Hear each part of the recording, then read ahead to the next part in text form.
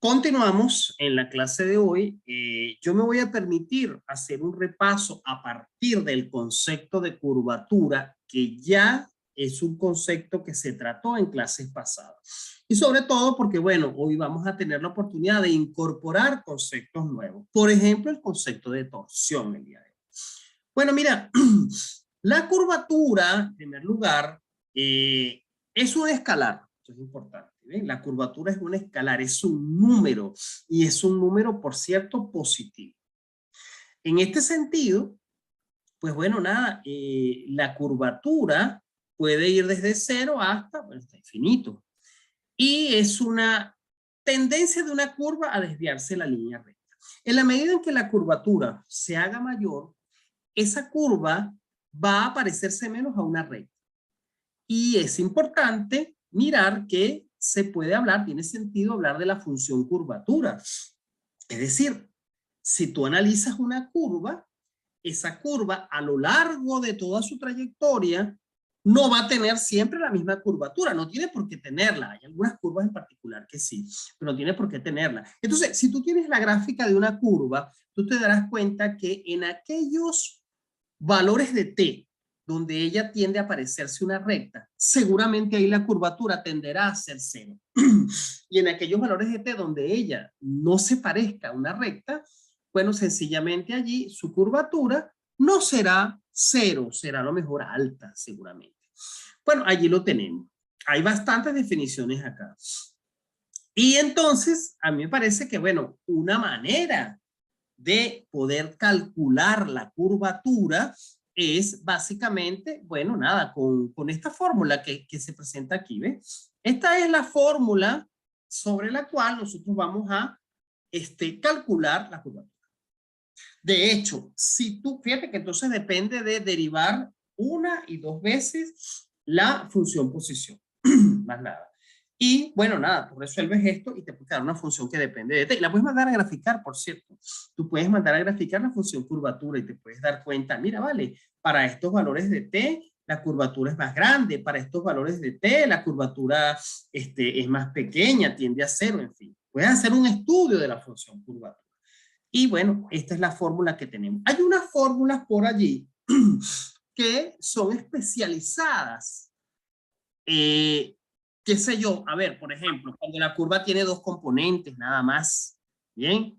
Pero esta sirve para todo. Esta que está acá sirve para todo. Esta es la fórmula, a mi juicio, universal, que te permite calcular la curvatura para cualquier curva. Entonces, allí lo tenemos. De hecho, esta fórmula aparece en el formulario que ustedes tienen por allí.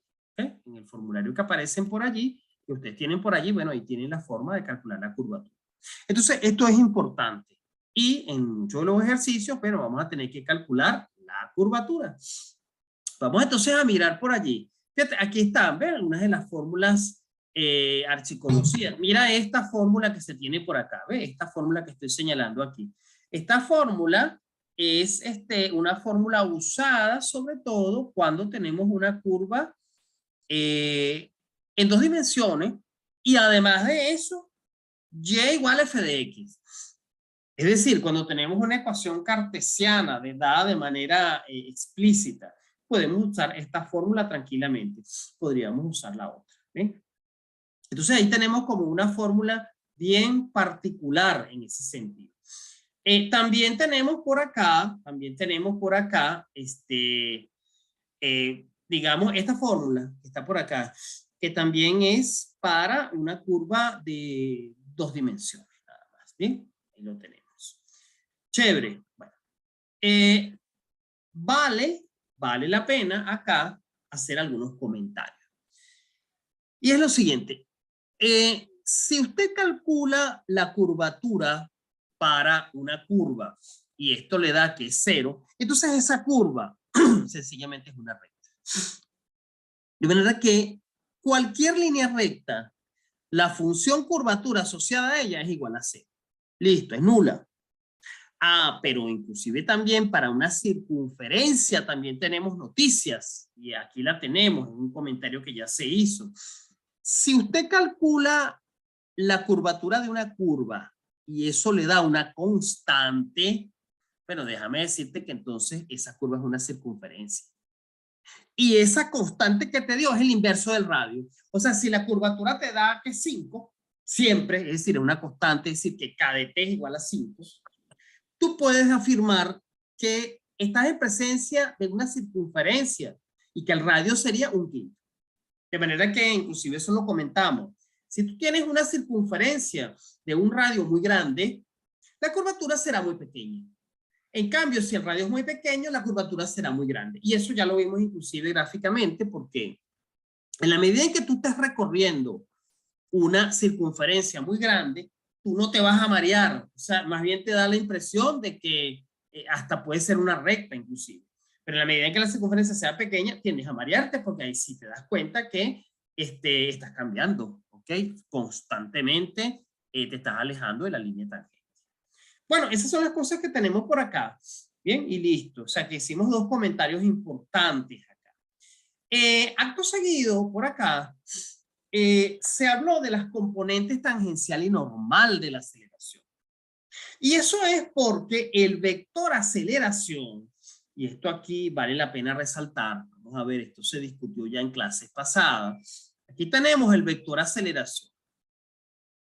El vector aceleración, que es R segunda de t, puede ser expresado como la suma de dos vectores perpendiculares entre sí. O sea, R segunda de t es igual a la aceleración tangencial, que es un vector, más la aceleración normal, que es otro vector. Es la suma de dos vectores perpendiculares entre sí. Ah, pero cuando yo analizo la aceleración tangencial, me doy cuenta que la aceleración tangencial viene dada de esta manera. Mira, aquí está, ¿ves? Aquí está, mira, esta es la aceleración tangencial, que es S segunda de t, que es un escalar por el vector tangente. ¿Ves? Y aquí también pasa lo mismo acá, ¿ves? La aceleración normal viene dada por un escalar por el vector normal. Entonces, estos escalares es lo que reciben el nombre de componente tangencial y componente normal respectivamente. Claro, aquí vemos un significado de ella, S segunda de t, S prima de t al cuadrado por k de t, es decir, que ahí interviene la curvatura inclusive. Pero hay unas fórmulas que a mí me parecen bien sencillas, que se exponen por acá. Hay unas fórmulas que están por acá, que se discutieron, que me parece que es una manera bien sencilla de calcularla. Vamos a ver por acá, ajá, no lo tenemos por aquí, vamos a mirar por acá. Y aquí están, ¿ven? Estas que están acá. Es decir, estas fórmulas que aparecen acá, a mi juicio, bueno, son fórmulas bien cómodas para calcular la componente tangencial y para calcular la componente normal. Y de ahí tienen que salir números. Ahora, ojo, tienen que salir números si tú le das un valor a t, pero si no le das un valor a t, salen funciones que dependen de t. ¿Bien? Ahora, es importante resaltar lo siguiente. Si a ti te mandan a calcular la aceleración tangencial, tú tendrías que calcular la componente tangencial y también tendrías que calcular el vector tangente unitario. Más nada. ¿Sí? Entonces, importante observación en ese sentido. Bueno, esto ya se discutió, eso ya se comentó, pero bueno, quería entonces de alguna manera pues mirar esos conceptos que ya se han desarrollado y que bueno, usted lo puede ir aplicando en algunas preguntas que aparecen por ahí de ejercitación. Bueno, para la clase de hoy ya algunas cosas también ya se habían detallado. Por ejemplo, la circunferencia osculatriz y centro de curvatura. Es importante mirar lo siguiente. Yo puedo mandarte a calcular a ti para algún valor de t la circunferencia osculatriz. Pero entonces, bueno, hay que tener cuidado con lo siguiente, porque si esa curva está en 2D, bueno, mira lo que tú tendrías que hacer. Yo te podría mandar a calcular, yo te podría decir, mira, dame la ecuación cartesiana de la circunferencia osculatriz. Si estamos hablando de una curva con dos componentes. Entonces, tú ahí haces uso, inclusive tú me tienes que entregar la ecuación cartesiana de una circunferencia tal y como la conoces. A ver, de esta forma. X menos H, todo eso al cuadrado, más Y menos K, todo eso al cuadrado, igual R cuadrado. Más nada, ¿ven? Ajá, pero aquí para tú construir esa circunferencia osculatriz tienes que buscar dos cosas primero. Uno es el radio de la circunferencia y el centro de la circunferencia. El radio se conoce como el radio de curvatura. Y el centro se conoce como el centro de curvatura. Sencillamente es el centro de la circunferencia y el radio de la circunferencia. Pero hay que tener cuidado con algo. Si tú estás hablando de una curva en 3D, tú no puedes calcular por ahora la ecuación de esa circunferencia osculatriz.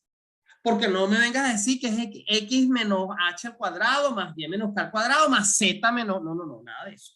Eso todavía no hemos visto superficie, ¿ok? Entonces, si es una curva en 3D, yo lo que te podría mandar a calcular es el centro de curvatura y el radio de curvatura. Más nada, no puedo mandarte a calcular más nada. Listo. Y no puedo mandarte a hallar la ecuación de la circunferencia osculatriz. En otros, cuando avancemos, yo no sé si en este curso, no sé si nos da tiempo, sino en el curso siguiente, que es de cálculo vectorial, yo sí puedo mandar a calcular la circunferencia osculatriz porque tendría que parametrizarla. Eso tendría yo que explicar algunas cosas primero, ¿eh? Y entonces tú la entregas de forma paramétrica. Pero acá no se puede hacer más nada. Entonces, bien, todo eso está comentado por aquí, ¿ves? Todo eso está comentado por aquí. Entonces, tú, por ejemplo, dirás, profesor, ¿cómo yo? O sea, a mí me pueden, por ejemplo, aquí, te pueden decir, lo que pasa es que esta es una curva en 2D, pero yo puedo mandarte a calcular eso en 3D. Yo te puedo decir, calcula el radio de la circunferencia osculatriz para este valor de t. A ver, mira lo que tienes que hacer. Eso es válido, siempre lo que te voy a decir. Vas a calcular en ese valor de t la curvatura. Es un número. Lo inviertes y ese es el radio de curvatura. ¿Ven? Eso siempre va a suceder. El radio de curvatura siempre será 1 entre la curvatura. De manera que tú puedes hacer algo. Tú puedes decir, profesor, mire, yo sé calcular la curvatura. Tengo una fórmula para la curvatura. Es verdad. Que por cierto, vámonos acá otra vez. Es esta que está acá. Mira, tú puedes decir, mira, esto tranquilamente. Vamos a mirar por acá, muchachos. Esta es tu fórmula de la curvatura, la fórmula que tú usas siempre. Vamos a mirarla por acá, ¿ves? Aquí la tienes. Profesor, esta es mi fórmula de curvatura. Con eso puedo calcular siempre la curvatura de cualquier curva, para cualquier valor de t, es verdad. Pero déjame decirte una cosa. Si tú inviertes esta fórmula, imagínate que arriba ahora aparece la norma de R' de t al cubo. Entre, abajo aparece la norma de R' de t cruz R segunda de t. Esa es la fórmula de los radios de curvatura. ¿Ves? La invertiste. O sea que tú ahora tienes una fórmula que te permite calcular los radios de curvatura para cualquier valor de t. Eso es interesante. Ahora, si te lo piden para algún valor de t específico, buenísimo, porque lo que tienes que hacer es este valor de t lo sustituye y lo que haces es trabajar con vectores numéricos. Pero si yo te lo dejo o te lo exijo genérico, vas a tener que trabajar con vectores que dependen de t. Es un poquito fastidioso, por cierto, ¿no? Porque tienes que hacer productos cruz de cosas que dependen de t y bueno, es fastidioso. Pero si te lo pido para algún valor específico, pues buenísimo, porque trabajas con puros vectores numéricos. Entonces, importante observación en ese sentido. Bien. ¿Cómo calcular el centro de curvatura? El centro de curvatura aquí sí es tratado como un vector. Ojo, aquí sí es tratado como un vector. Vamos a verlo. Aquí está la fórmula, por aquí está. Todo esto aparece en el formulario. ¿Okay? Todo esto aparece en el formulario. Vamos a buscar por aquí el centro de curvatura, que tiene su fórmula por acá, por cierto. Vamos a ver, ¿dónde está el centro de curvatura? Por aquí está, vamos a buscarlo. Aquí está, mira. Lo tienes. Esta es la fórmula que te permite calcular el centro de curvatura. Para cualquier valor de t, ¿no? Entonces yo te puedo decir, calcula el centro de curvatura para t igual 5. Es lo que tienes que hacer. Primero, tendrías que buscar el radio para t igual 5.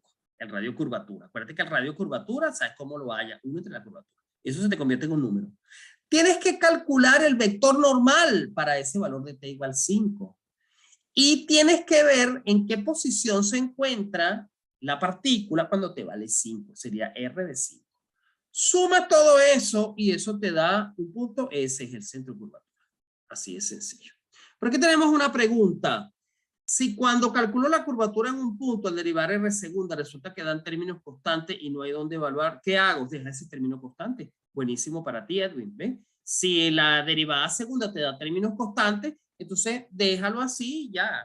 Cuando hagas el producto cruz, lo haces con un término constante. Entonces, Ahí la ventaja es que la función curvatura te va a dar una función decente. Bien, y listo.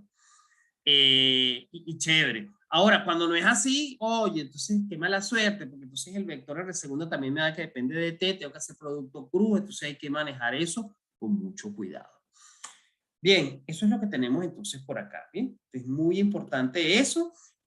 Para el día de mañana, martes, tenemos, yo los llamo ejercicios integradores, donde vamos a manejar varios de estos conceptos, concepto de curvatura, de componente normal, el de plano osculador, el de torsión, etcétera. Por cierto, yo mañana, en la mañana, les voy a enviar por el grupo de WhatsApp otra vez el archivo PDF de las clases, pero entonces le incorporo la clase de mañana, que es a ver, sería la clase 10. Sería la clase 10, exactamente. ¿Ven? La clase 10. Porque ustedes tienen hasta la clase 9, que esta es la clase 9, por cierto. Bueno, entonces aquí, chévere, teníamos un ejercicio sencillo, este que está acá, ¿no? Porque esta es una gráfica, mira, sencilla. Esto lo hice ayer aquí. Se calculó la circunferencia osculatriz para y igual a x cuadrado, que es una parábola. Profesor, ¿uno puede calcular la circunferencia osculatriz para cualquier punto? No, no. Aquellos puntos donde la curvatura se haga 0, tú no puedes calcular la circunferencia osculatriz. Bueno, de hecho, déjame decirte una cosa. A ver, piensen en esto. Si tu curva es una recta, tú no puedes calcular la circunferencia osculatriz en ningún lado. ¿Por qué? Porque si tu curva es una recta, tu curvatura siempre será 0. Entonces no puedes calcular radio curvatura nunca. Ahí está. Profesor, ¿y si mi curva es una circunferencia? Ah, qué interesante. Si tu curva es una circunferencia, la circunferencia osculatriz es ella misma. Ya, ok. Listo, es ella misma. Ahí no puedes hacer más nada. ¿eh? Ahora, de ahí en adelante, si no es recta, si no es circunferencia, entonces podrías calcular la circunferencia osculatriz siempre y cuando, como les dije, la curvatura no se haga 0. Entonces, eso es lo que tenemos allí. Bueno, chévere. Ya inclusive la vez pasada tuvimos la oportunidad de mirar este ejercicio algebraicamente y hacer cálculos, en fin. Esta parte aquí es medio fastidiosa, en fin. De hecho, esto aquí se hizo de una manera no eficiente. Se podría haber hecho más eficiente. Ok, allí. O sea, a lo mejor usted agarra este ejercicio, llega a lo mismo sin tener que pasar por todo esto que yo hice acá. Ok, y listo. Porque bueno, utilicé yo otras fórmulas. Bueno, ahí está. Entonces llegamos ahora al concepto de torsión. Entonces, ojo aquí con esto, es importante. De la curvatura, insisto yo en esto. Si la curvatura te da 0, se trata de una recta. Si la curvatura de una curva te da una constante, esa curva es una circunferencia. Y esa constante que te dio es el inverso del radio. Listo. Vamos a hablar ahora de torsión. Cuidado aquí con algo. Primero tenemos que hablar de dos conceptos importantes, el de curva plana y el de curva alaviada. Eso es importante. A veces la gente dice avaliada, no, es otra cosa. Alaviada. Bueno, una curva alaviada es una curva no plana. Véanlo de esa manera, muchachos. Profe, ¿qué es una curva plana? Déjense llevar un poco por el concepto allí, por las palabras.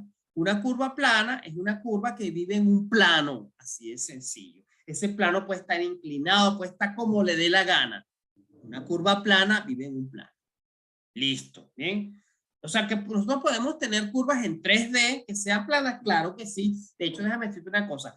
Cualquier circunferencia esté en 2D, en 3D, como tú la dibujes, ella está condenada a ser una curva plana. Cualquier circunferencia es una curva plana. Cualquier recta es una curva plana. ¿Ok? Cualquier hélice, como tú lo hagas, es una curva plana. La hélice, tú te acuerdas, yo he hablado de la hélice, pero bueno, todavía no hemos tenido la oportunidad de graficarla. Tal. La hélice, lo único que les he dicho es que es una curva en 3D que se comporta, imagínate un resorte. Si tú tienes un resorte, esa es la hélice. Esa curva, lo vamos a ver que no es plana, porque es imposible que esa curva viva en un plano. Ahora, una circunferencia sí. De hecho, una circunferencia, imagínate que yo te doy la ecuación de una circunferencia, no importa cómo sea. Bueno, si tú agarras 3 puntos de esa circunferencia, tú podrías podrías construir la ecuación del plano que la contiene. Entonces, una curva plana se denomina curva plana al recorrido de una función vectorial tal que todos sus puntos se encuentran en un mismo plano. Que por cierto, déjame adelantarte algo.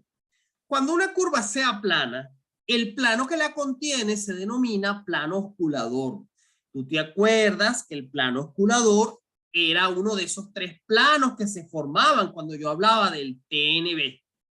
El plano osculador es un plano generado por los vectores T y N y cuyo vector normal es el vector binormal. Eso ya lo habíamos conversado. Si la curva es alabiada, entonces esa curva no vive siempre en un plano. Tal cual. O sea, una curva alabiada es lo mismo que una curva no plana. Esos son los dos conceptos importantes que te van a permitir llegar al concepto de torsión. Listo. Entonces ahora uno se pregunta, ajá, profesor, ¿qué pasa si una curva es plana? Bueno, déjame decirte una cosa.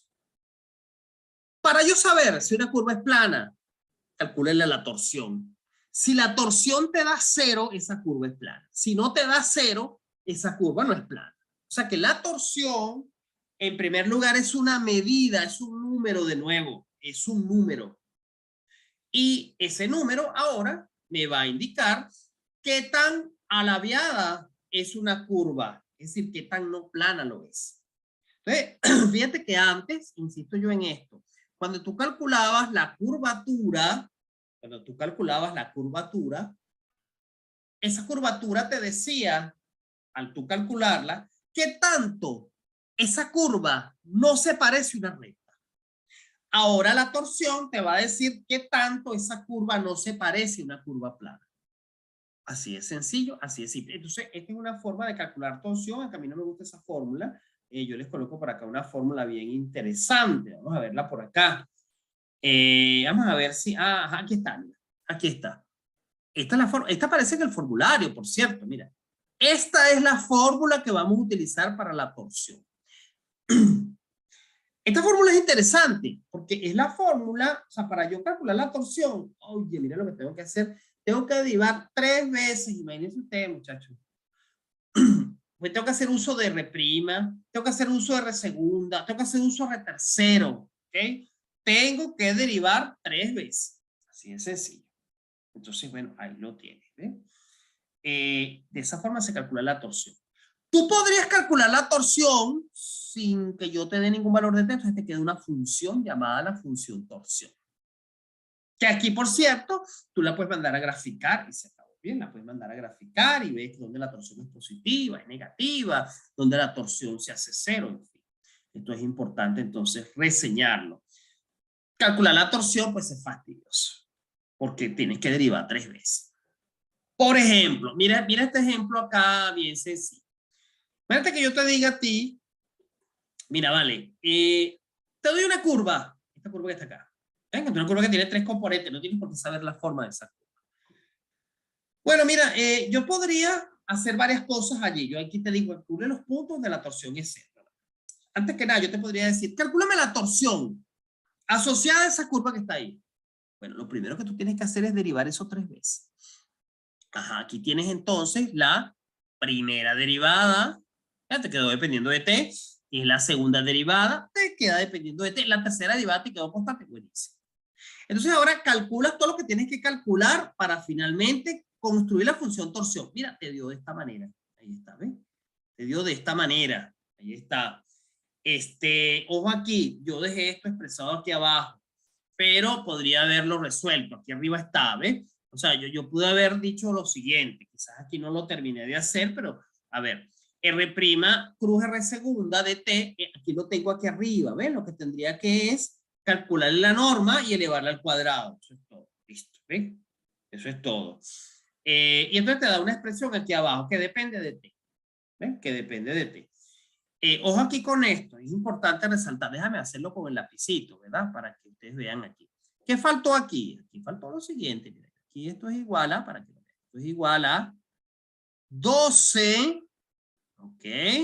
Y aquí, esta es la norma al cuadrado. Bueno, entonces agarras esto y le calculas la norma. y lo elevas al cuadrado. Acuérdate que cuando tú le calculas la norma significa lo siguiente, es la raíz cuadrada de esto elevado al cuadrado, más esto elevado al cuadrado, más esto elevado al cuadrado. Pero como está elevado al cuadrado, la raíz cuadrada desaparece. Entonces finalmente queda así. Quedaría ahí abajo, quedaría menos 6t cuadrado, ok, menos 6t cuadrado, menos 6t, ok, menos 6t acá, menos 2, ok, todo eso elevado al cuadrado. Esa es la primera componente. Más la segunda es fácil porque es 6t, eso quedaría como 36t al cuadrado, ok, 36t al cuadrado, más, ok, y finalmente tenemos la tercera aquí, la tercera también se puede resolver fácil, la tercera sería 36t a la 4, ahí está, ¿okay? Esta es la función torsión, esta que tú tienes acá. F allí, pero tú la puedes mandar a graficar. Podrías mandar a graficar esa curva que depende de ti. Entonces ahí ves cómo varía la torsión, en fin. Ahora, en este ejercicio en particular, te dice, calcula los valores de t para el cual la torsión sea nula. No hay ningún valor de t para el cual sea nula, porque tendrías que igualarlo de arriba a 0. Y nada, te dio 12. ¿eh? Entonces la respuesta es, no hay ningún valor de t para el cual la torsión sea 0.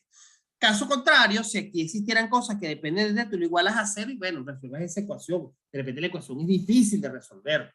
¿Ok? Pero bueno, ahí la tienes expresada. Más allá de esto, yo lo que puedo concluir acá es que para esa curva la torsión no siempre es constante. La torsión no siempre es constante, porque mira, depende de t. Quiere decir que para algunos valores de t hay unos números, para otros valores de t hay otros números. Cuidado con esto que les voy a decir. Si por alguna razón tú calculas la torsión y te da un número, es decir, te da una constante, ¿tú sabes qué conclusión llegas? Llega a la conclusión de que esa curva es una hélice. ¿eh? Esa curva es una hélice. Si tú calcularas la torsión y te diera 0, ¿qué curva es, profesor? No se sabe qué curva es. Lo que tú acabas de concluir es que es una curva plana. ¿no? Es una curva plana. Tú sabes que hay dos maneras de saber si una curva es plana. La primera es calculando la torsión y que al resolver todo eso te dé 0. La desventaja es que, oye, amigo, tienes que calcular este producto que está acá, tienes que derivar 3 veces, un poco de cosas. Hay otra forma de saber si la curva es plana, ¿sabes cómo? Calcúlale el vector binormal, que tú sabes calcular el vector b de t. Si ese vector binormal te da un vector de números, es decir, no depende de ti, fíjate que te da el vector 4,6,8. Si ese vector si es constante, la curva es plana. Esa es otra manera de verlo. Entonces tú, si yo te digo, dado una curva, indique si es plana o no es plana, hay dos maneras de calcularlo. Uno, calculas la torsión. Otro, calculas el vector binormal. Si la torsión te da 0, es plana. Si el vector binormal te da un vector de números, es plana. Caso contrario, no lo es. Entonces, tú verás cuál de los dos, dependiendo de la estructura algebraica de la curva, tú verás cuál de los dos es el que te produce una mayor facilidad algebraica. Esto es importante reseñar. ¿eh? ¿Cuál de ellos te da una mayor facilidad algebraica? Bueno, ahí lo tienes entonces y bueno, entonces se incorpora el concepto de torsión acá. Es lo que tiene. Mira, aquí tienes entonces, mira, un ejemplo rápido. La posición de una partícula es esto. Demuestra que la partícula se mueve en un plano. Eso es lo mismo que te dijeran. Demuestre que la curva es plana. Ah, bueno, mira, entonces, aquí yo me decidí calcular la torsión, pero hubiese podido decidir calcular el vector binormal. Ahora, la torsión, mira la torsión. Oye, primera derivada, segunda derivada, tercera derivada. Esto es lo chido. Pero aquí me da algo sencillo. Fíjate cuando yo hice R' de t cruz, R segunda de t, oye, te dio un vector numérico. Qué bueno. O sea, se anularon un conjunto de cosas allí. Y ahora hago esto con la tercera derivada y mira, se anula, te dio 0. Perfecto. Otro camino, practíquenlo por favor, es que tú calcules el vector binormal asociado a esta curva y te da un vector de número 4,6,8. ¿Ves? Entonces, automáticamente también es plana. Encuentra la ecuación del plano que la contiene. Fácil. Esto está fácil, te voy a decir por qué. Y es una de las cosas que yo hago allí. Tú puedes agarrar esta función posición y darle a t los valores que te dé la gana. Yo de repente le doy t igual, por ejemplo aquí que hay ceros y coseros. T igual 0. Tienes un punto, ¿no? En 3 dimensiones. T igual pi.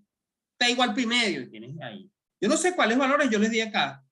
Ah, mira, aquí está. Sí, eso. 0, pi medio, pi. Y entonces tengo esto. Entonces ya, listo. Acuérdate de álgebra. Con 3 puntos, tú puedes construir la ecuación del plano que los contiene. Ya está.